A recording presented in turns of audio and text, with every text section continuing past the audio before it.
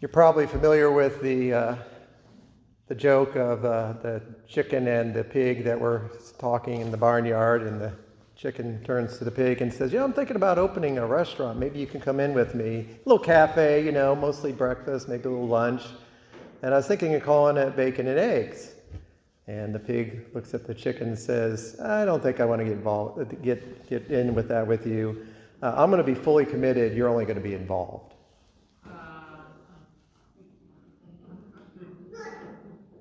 Okay, maybe you haven't heard that joke before, but I think it does remind us, Bartimaeus, there was a real point of him truly following Jesus. We know this because he leaves his cloak behind. And that's all his security. That's his little extra possession that also signifies his need to beg, and he's leaving that behind. And there comes a point for us, and I would suggest this is really an ongoing question we have to confront ourselves with, and that is, are we just involved with Jesus? Or are we fully committed? Are we wanting to follow Jesus but hold on to our cloak? Are we saying to Jesus, when I follow you, do I get a carry-on bag, maybe a couple of bags I can check? Are we following Jesus, but we want to make sure we kind of cling to what we know and what gives us security, like we're following him in a camper? The Eucharist, I think, is so helpful to us because it does two things that happened to Bartimaeus. The first thing is we can see Jesus.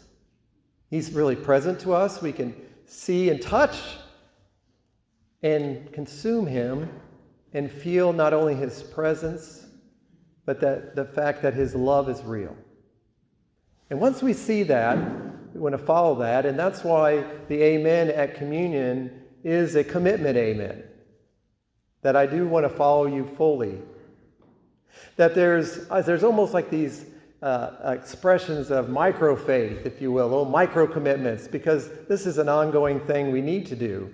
To say, am I involved today, or am I truly committed? Because our life is constantly changing. The commitment we make to Jesus and the circumstances of our life are really different than they were a year ago, and probably even different than they were a week ago. And so every time we come to the Eucharist, it gives us that opportunity to see Jesus and to commit ourselves to following him, not just be involved. So particularly at the Eucharist, with this great opportunity, we do have to ask that really hard question. When it comes to following Jesus, am I going to pig out or chicken out?